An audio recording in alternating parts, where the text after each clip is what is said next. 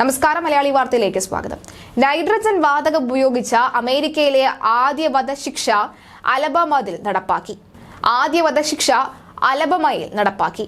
Nitrogen വാതകം ഉപയോഗിച്ച് വധശിക്ഷ നടപ്പാക്കുന്നത് തടയാൻ ഇടപെടൽ സുപ്രീം കോടതി വിസമ്മതിച്ചതിനെ തുടർന്നാണിത്.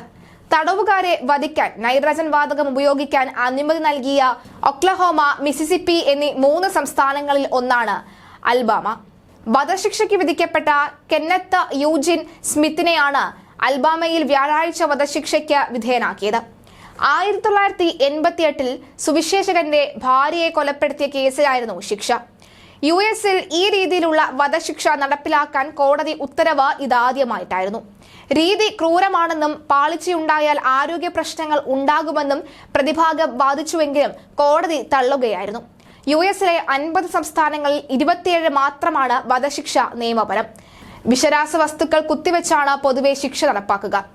മിസിസിപ്പി, ഒക്ലഹോമ സംസ്ഥാനങ്ങളിലും നൈട്രജൻ വധശിക്ഷയ്ക്ക് അംഗീകാരമുണ്ടെങ്കിലും നടപ്പിലാക്കിയിട്ടില്ല. കൈകാലുകളും ശരീരവും കട്ടിലിൽ കെട്ടിയിട്ട് നൈട്രജൻ വാതകം ഘടിപ്പിച്ച ട്യൂബ് മൂക്കിലേക്ക് ഘടിപ്പിക്കുകയാണ് ചെയ്യുക. ഇതുവഴി കുറ്റവാളി അതിവേഗം മരിക്കില്ല.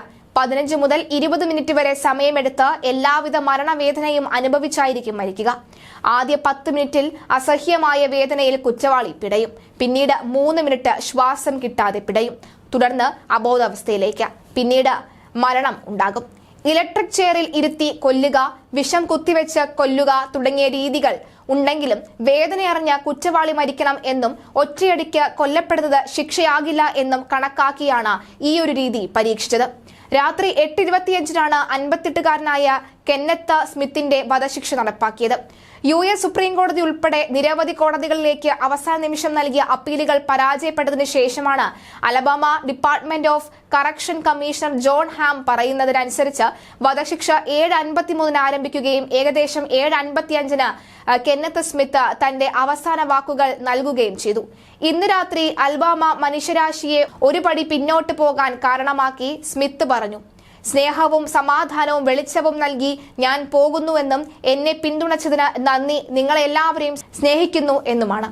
ഏകദേശം 15 മിനിറ്റോളം നൈട്രജൻ ഒഴുകിയെന്ന് ഹാം പറയുന്നു.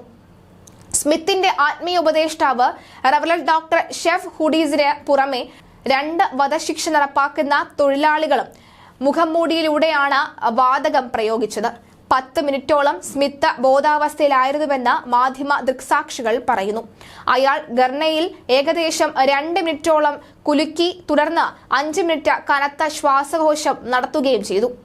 ബുധനാഴ്ച പുറപ്പെടുവിച്ച ഒരു ഹ്രസ്വ ഉത്തരവിൽ തന്റെ വധശിക്ഷ താൽക്കാലികമായി നിർത്താനുള്ള കെന്നത്ത് യൂജിൻ സ്മിത്തിന്റെ അവസാന നിമിഷ അഭ്യർത്ഥന ജസ്റ്റിസുമാർ നിരസിക്കുകയായിരുന്നു.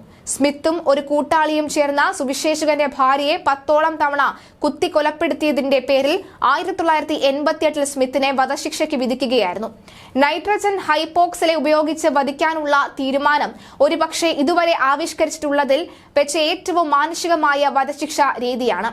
ഏകദേശം 36 വർഷം മുമ്പ് സ്മിത്ത് സുവിശേഷകന്റെ ഭാര്യയ്ക്ക് നൽകിയ അതേ വേദന തന്നെയാണ് യൂജിൻ സ്മിത്തിനും ലഭിച്ചത്.